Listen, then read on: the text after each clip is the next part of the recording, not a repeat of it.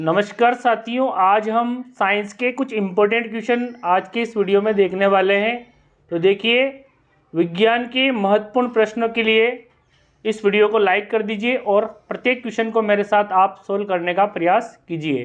तो देखिए, यहाँ पे 40 क्वेश्चन मैंने लिए हैं। सबसे पहले है लेंस का जो आवर्धन यानी कि मैग्निफिकेशन किसके बराबर होता है। तो देखिए, जो लेंस का मैग्निफिकेशन की बात की जाए तो उसका जो मैग्निफिकेशन m बराबर होता है साथ ही यहाँ पे प्लस v/u के बराबर। तो यानी कि v/u के बराबर अगर हमें दर्पण का दिया होता तो यहाँ पे माइनस का चिन्ह लग जाता। तो यहाँ पे प्लस v/u यानी कि जो ऑप्शन डी है जो कि हमारा करेक्ट आंसर है। तो यानी कि मैग्निफिकेशन v/u, यहाँ पे v जो है प्रतिबिंब की दूरी है और यहाँ पे u जो है वो बिंब की दूरी है। नेक्स्ट देखिए, दूसरा सवाल हमारा ये रहा स्क्रीन पर। तो देखिए, रासायनिक अभिक्रिया के दौरान ऑक्सीजन का योग क्या कहलाता है। तो रासायनिक अभिक्रिया में जब भी ऑक्सीजन जुड़ता है, जैसे यहाँ पे देखिए Mg+O2 बराबर यहाँ मैग्नीशियम ऑक्साइड बन रहा है। तो यहाँ पे क्या हो रहा है, ऑक्सीजन योग का योग हो रहा है। इस अभिक्रिया को अपन बैलेंस करेंगे तो ये बैलेंस हो जाती है। तो यहाँ के इसको हम बोलेंगे उपचयन यानी कि ऑक्सीडेशन कहते हैं, इसको उपचयन या ऑक्सीडेशन कहते हैं। और ऑक्सीजन का जुड़ना उपचयन है और ऑक्सीजन का हटना क्या है, अपचयन है यानी कि रिडक्शन है। यानी हाइड्रोजन का जुड़ना भी अपचयन है और ऑक्सीजन का जुड़ना उपचयन है यानी कि ऑक्सीडेशन और रिडक्शन। ऑक्सीजन का जुड़ना ऑक्सीडेशन और ऑक्सीजन का हटना या हाइड्रोजन का जुड़ना रिडक्शन है यानी कि अपचयन है। नेक्स्ट जो क्वेश्चन है हमारा, ध्यान से देखिए, हर क्वेश्चन आपके लिए इंपॉर्टेंट है। ऑक्सीन क्या है। तो देखिए, ऑक्सीन क्या है, वसा, एंजाइम, हार्मोन और कार्बोहाइड्रेट। तो ये जो ऑक्सीन है ये एक प्रकार का पादप हार्मोन का एग्जाम्पल है। यानी कि जो ऑप्शन जो सी है वो हमारा क्या हुआ, करेक्ट आंसर हुआ इस प्रश्न का। नेक्स्ट क्वेश्चन देखिए, निर्गत किरण और अभिलंब के बीच में बने कोण को क्या कहते हैं।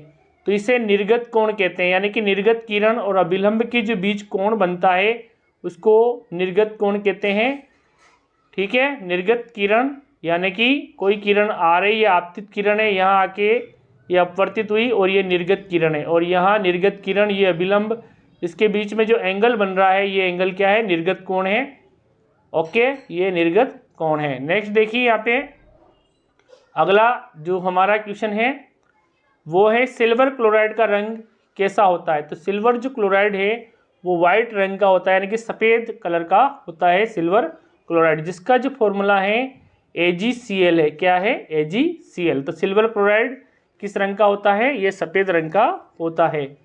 नेक्स्ट क्वेश्चन देखिए, कौन मलेरिया का परजीवी है। तो देखिए, मलेरिया का जो परजीवी होता है वो होता है प्लाज्मोडियम। क्या होता है, प्लाज्मोडियम। और प्लाज्मोडियम की विभिन्न प्रजातियां जैसे प्लाज्मोडियम फैल्सिपेरम है, प्लाज्मोडियम मलेरी है, प्लाज्मोडियम वाइवेक्स है। तो ये मलेरिया के परजीवी होते हैं, मलेरिया के परजीवी प्लाज्मोडियम।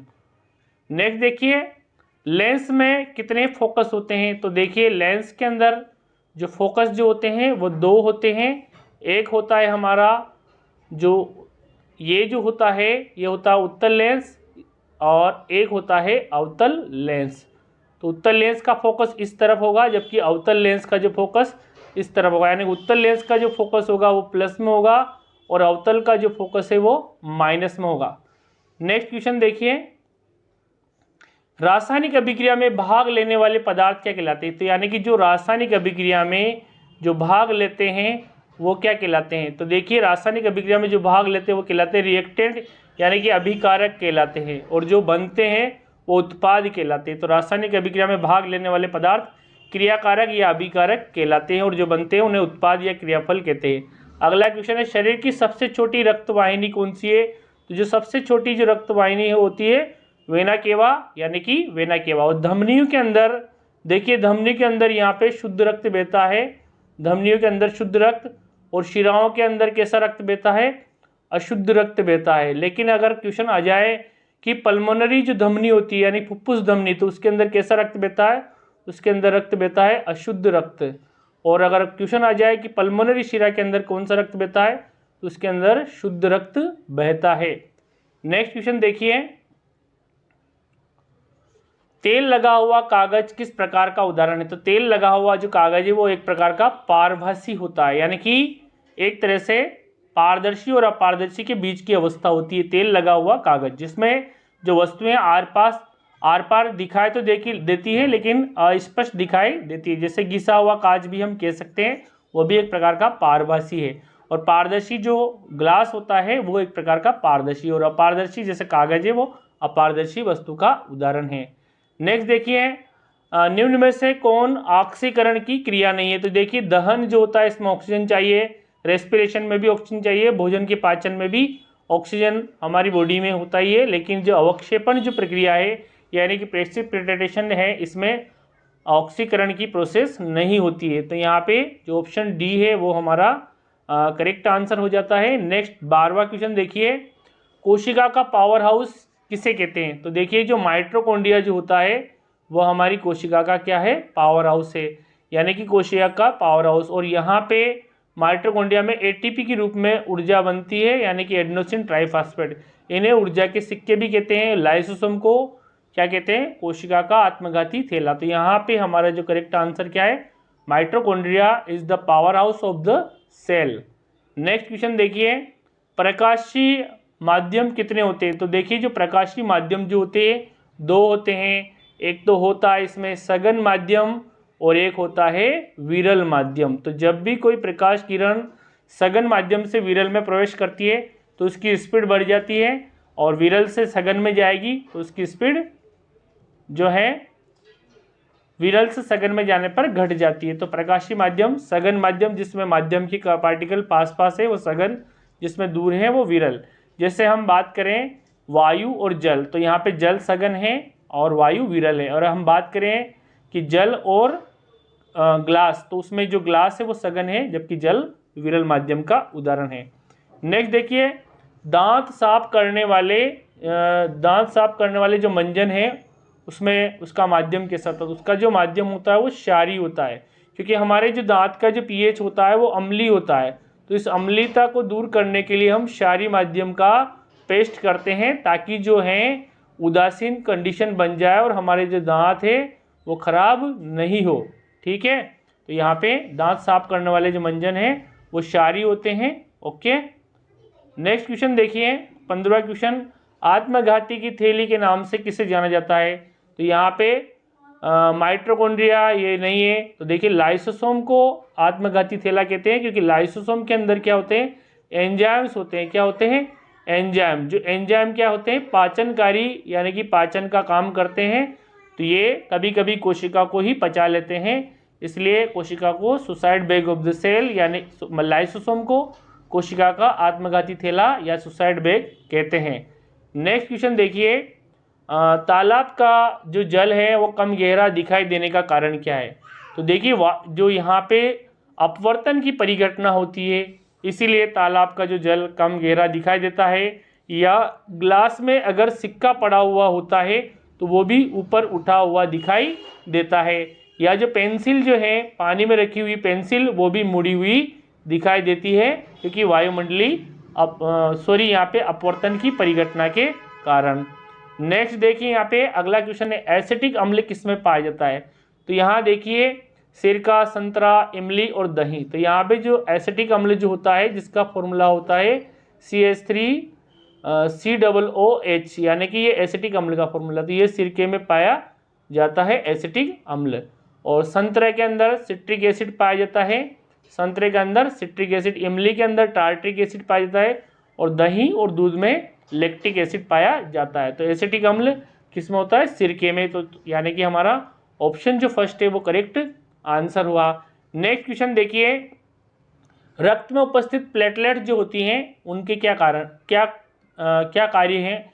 तो देखिए रक्त का थक्का बनाने का काम करती है, यानी कि ब्लड की क्लोटिंग करती है प्लेटलेट्स, और इन्हें पट्टिकाणु या बिंबाणु भी कहते हैं।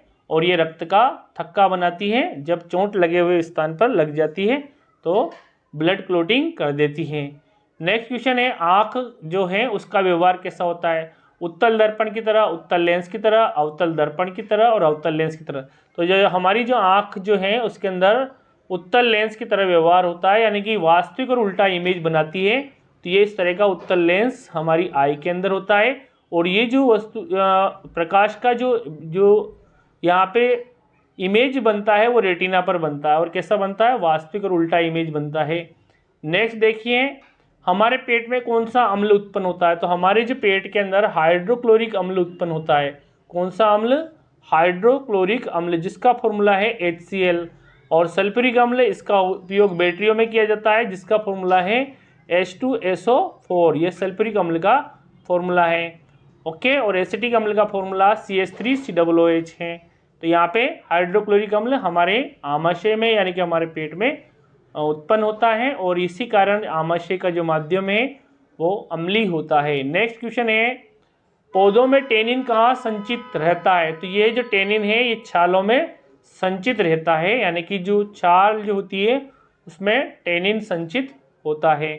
नेक्स्ट देखिए, पुतली की साइज को कौन कंट्रोल करता है? तो देखिए यहाँ पे कॉर्निया, परितारिका, नेत्र लेंस और रेटिना। तो ये जो परितारिका जो होती है जिसको हम कहते हैं आइरिस, तो ये जो आइरिस जो होती है ये क्या करती है? पुतली की साइज को कंट्रोल करती है। और आइरिस के कारण ही नेत्र जो हैं वो अलग अलग रंग के होते हैं, यानी किसी का जो नेत्र है भूरे रंग का है, किसी का काले रंग का है, किसी का नीले रंग का, तो ये आइरिस के कारण होता है। और यहाँ पे जो रेटिना है यहाँ पे इमेज बनता है और कॉर्निया ये नेत्रदान में इसको दान किया जाता है। तो आइरिस यहाँ पे हमारा या परितारिका हमारा करेक्ट आंसर जो कि पुतली के साइज को कंट्रोल करता है। अगला, अम्लीय वर्षा के जल का pH मान कितना होता है? तो ये 5.5 से कम होने पर जो हमारा जो जल है वो अम्लीय वर्षा का हो जाता है। तो देखिए जो एसिड रेन होती है जिसको किलर रेन भी कहते हैं, इसका जो pH मान 5.5 यानी 5.6 से कम होता है। ओके, तो 5.5 या 5.6 से कम होता है। नेक्स्ट क्वेश्चन देखिए, स्टोमेटा यानी कि रंध्र के खुलने और बंद होने की क्रिया को कौन कंट्रोल करता है? तो देखिए जो रंध्र इस प्रकार के होते हैं, इसके ऊपर जो सेल होती है इसको गार्ड सेल कहते हैं। ये जो सेल है इसमें गार्ड सेल कहते हैं इसको। इसे द्वार कोशिका भी कहते हैं। तो ये द्वार कोशिका के सिकुड़ने और फैलने से ही रंध्र खुलते हैं और बंद होते हैं। नेक्स्ट क्वेश्चन देखिए, वायुमंडल नहीं होता तो आकाश कैसा दिखाई देता? तो देखिए आसमान के जो अंतरिक्ष यात्री होते हैं उनको अंतरिक्ष यात्रियों को जो आसमान है वो काला रंग का दिखाई देता है, क्योंकि वहाँ वायुमंडल नहीं है। अगर वायुमंडल नहीं होगा तो देखिए यहाँ पे जो स्कैटरिंग ऑफ लाइट है वो नहीं होगी और जो आकाश जो है हमें काला दिखाई देगा। नेक्स्ट क्वेश्चन देखिए, 1 ग्राम सोने को कितना लंबा तार बनाया जा सकता है? तो देखिए 1 ग्राम सोने की जो तन्यता होती है यानी कि डक्टिलिटी जो होती है सर्वाधिक होती है। तो 1 ग्राम सोने को लगभग इतना खींचा जा सकता है, कितना? 2 किलोमीटर तक। कितना खींचा जा सकता है?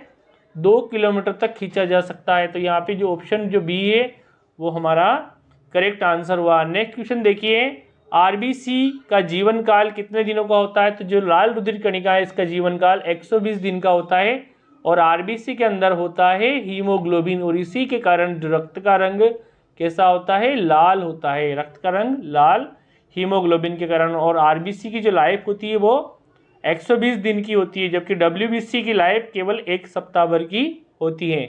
नेक्स्ट क्वेश्चन देखिए, प्रकाश की चाल अलग अलग माध्यमों में कैसी होती है? अलग अलग होती है। अलग अलग माध्यम में प्रकाश की चाल अलग अलग होती है। सघन माध्यम होगा तो उसमें प्रकाश की चाल कम होगी, विरल माध्यम में प्रकाश की चाल अधिक होगी, जबकि निर्वात में प्रकाश की चाल सबसे ज़्यादा होती है निर्वात में। और निर्वात में प्रकाश की चाल का मान 3 × 10⁸ मीटर बटे सेकंड होता है, यानी कि 3 × 10⁸ मीटर बटे सेकंड निर्वात में प्रकाश की चाल। अगला है स्टील क्या है? तो देखिए स्टील कैसे बनता है, यानी कि लोहा प्लस निकल और प्लस क्रोमियम और इसके साथ साथ एक और मिलाया जाता है इसमें कार्बन, यानी कि इन सबको मिलाने पर क्या बन जाता है? स्टील बन जाता है। क्या बन जाता है? स्टील। तो जो स्टील है एक प्रकार की क्या है? मिश्र धातु है। क्या है? मिश्र धातु, जिसको हम क्या कह सकते हैं? एलॉयज कह सकते हैं। क्या कह सकते हैं? एलॉयज। तो ये मिश्र धातु है स्टील। नेक्स्ट देखिए, एक अश्व शक्ति यानी कि हॉर्स जो पावर होता है 1 HP, ये किसके बराबर होता है? एक जो हॉर्स पावर होता है वो 746 वाट के बराबर होता है। तो यानी कि ऑप्शन सी है वही हमारा करेक्ट आंसर है। नेक्स्ट देखिए, पवन चक्की को चलाने के लिए हवा की चाल कितनी होनी चाहिए? तो हवा की चाल 15 किलोमीटर प्रति घंटा से अधिक होनी चाहिए, तब जाके पवन चक्की यानी कि जो विंड मिल है वो चल पाएगी। तो विंड मिल के चलाने के लिए कम से कम हवा की चाल कितनी होनी चाहिए? 15 किलोमीटर प्रति घंटा से अधिक होनी चाहिए। नेक्स्ट क्वेश्चन है, हाइड्रोजन बम किस क्रिया पर आधारित है? ये जो है नाभिकीय संलयन क्रिया पर आधारित है, जबकि परमाणु बम नाभिकीय विखंडन पर आधारित है। परमाणु बम तो नाभिकीय संलयन पर आधारित है हाइड्रोजन बम, और नाभिकीय संलयन से ही सूर्य से जो ऊष्मा है पृथ्वी तक पहुंचती है। नेक्स्ट देखिए, 33वां क्वेश्चन है हमारा, जीवाश्म ईंधन का उदाहरण है। तो देखिए कोयला, पेट्रोल, डीजल, ये सब क्या है? जीवाश्म ईंधन है। तो यहाँ पे जो कोयला है वो हमारा करेक्ट आंसर हुआ। नेक्स्ट देखिए, खिलौने में किस सेल का उपयोग होता है? तो खिलौने के अंदर जो शुष्क सेल है यानी कि ड्राई सेल है, सूखा सेल है, इसका इस्तेमाल किया जाता है। तो यहाँ पे हमने 34 क्वेश्चन कवर किए। अगला है, अमीटर का प्रतिरोध कैसा होना चाहिए? तो अमीटर का प्रतिरोध कम होना चाहिए, जबकि वोल्ट मीटर जो है उसका प्रतिरोध कितना होता है? वोल्ट मीटर का जो प्रतिरोध है वो अनंत होता है। कितना होता है? अनंत। तो अमीटर का प्रतिरोध 0 होना चाहिए यानी कि बहुत कम होना चाहिए। नेक्स्ट देखिए, 1 माइक्रो एम्पियर किसके बराबर होता है? तो देखिए 1 जो माइक्रो एम्पियर है, 1 माइक्रो एम्पियर जो है वो होता है 10⁻⁻6 एम्पियर के बराबर। तो यहाँ पे 10⁻⁻6 एम्पियर 1 माइक्रो एम्पियर बराबर, और 1 मिली एम्पियर की बात की जाए तो 10⁻³ के बराबर होता है 1 मिली एम्पियर। तो यहाँ पे 36 क्वेश्चन हो चुके हैं। अभी भी वीडियो को लाइक नहीं किया तो लाइक कर दीजिए और अन्य दोस्तों तक शेयर करते रहिए, ताकि ये इंपॉर्टेंट क्वेश्चन सभी के लिए फ़ायदेमंद हो और सभी को इससे फ़ायदा मिले। नेक्स्ट क्वेश्चन देखिए हमारा है, विद्युत धारा की प्रबलता का एसआई मात्रक क्या है? तो देखिए विद्युत धारा की प्रबलता का एसआई मात्रक होता है एम्पियर। क्या होता है? एम्पियर, और इसको ए से डिनोटेड किया जाता है। वोल्ट किसका मात्रक है? ये विभवांतर का मात्रक है। और ओम किसका मात्रक है? ये प्रतिरोध का मात्रक है। और जूल किसका मात्रक है? ऊर्जा का मात्रक है। तो यहाँ पे हमारा करेक्ट आंसर क्या है? एम्पियर, विद्युत धारा की प्रबलता का एसआई मात्रक। नेक्स्ट क्वेश्चन देखिए, अगला क्वेश्चन, खतरे के संकेत में किस रंग का उपयोग किया जाता है? जो खतरे का जो संकेत होता है इसमें लाल रंग का उपयोग किया जाता है, क्योंकि जो लाल रंग जो होता है उसकी आवृत्ति सबसे कम और तरंग दैर्घ्य सबसे ज़्यादा होती है, और ये सफ़ेद प्रकाश 7 रंगों का मिश्रण होता है। तो रेड रंग जो है उसकी जो फ्रीक्वेंसी होती है सबसे कम, और जबकि लैम्ब्डा का जो मान होता है तरंग दैर्घ्य सबसे ज़्यादा होती है। इसलिए यानी कि जो खतरे के चिन्ह को आसानी से पहचाना जा सके और स्पष्ट जो जगह है उसका अंदाज़ा लगाया जा सके, इसलिए लाल रंग का उपयोग किया जाता है खतरे के चिन्ह के लिए। जैसे टावर के ऊपर जो लाल रंग का बल्ब लगाया जाता है, या जो रोड के ऊपर जो चिन्ह है वो लाल रंग के बनाए जाते हैं। नेक्स्ट क्वेश्चन देखिए, इंद्रधनुष किस दिशा में बनता है? तो इंद्रधनुष जो हमेशा सूर्य के विपरीत दिशा में बनेगा। तो ये आखिर जो ऑप्शन बी है वो हमारा करेक्ट आंसर। अगर सूर्य इधर है तो इंद्रधनुष इधर बनेगा, इस डायरेक्शन में बनेगा। अगर आप इधर से देख रहे हैं तो यानी कि सूर्य की तरफ आपका मुंह है, तो आपके पीछे की तरफ यानी कि बैक साइड में इंद्रधनुष बनता है। तो यहाँ पे 39 क्वेश्चन हो चुके हैं फ्रेंड्स, और all the question is very important, all the question is very important for you. Last question है यहाँ पे 40वां क्वेश्चन, निम्न में से कौन एक दहन की क्रिया है? तो जल का उबलना, मोम का पिघलना, पेट्रोल का जलना। तो देखिए जब भी कोई वस्तु जलती है तो वहाँ दहन होता है, और दहन में ऑक्सीजन का योग होता है। तो देखिए दहन क्या है?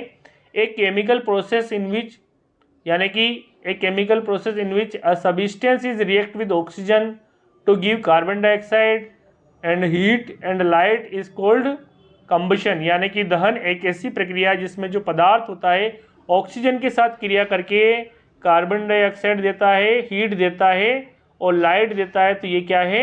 दहन है। तो दहन की प्रक्रिया में क्या बनती है? कार्बन डाइऑक्साइड बनती है और ऑक्सीजन का यूज्ड होता है। तो यहाँ पे 40 क्वेश्चन हमने देखे, और आज जो क्वेश्चन है सभी इम्पोर्टेंट है। इस वीडियो को ज़्यादा से ज़्यादा शेयर करें ताकि ज़्यादा से ज़्यादा स्टूडेंट्स को इसका लाभ मिल सके। Thank you. इसी तरह के वीडियो में आपके लिए लाता रहूं। अगर आप ये चाहते हैं तो वीडियो को लाइक करें, कमेंट करें, ज़्यादा से ज़्यादा शेयर करें, ताकि इनका जो लाभ है सभी विद्यार्थियों को ज़्यादा से ज़्यादा मिल सके। दोस्तों, जय हिंद, जय भारत, वंदे मातरम।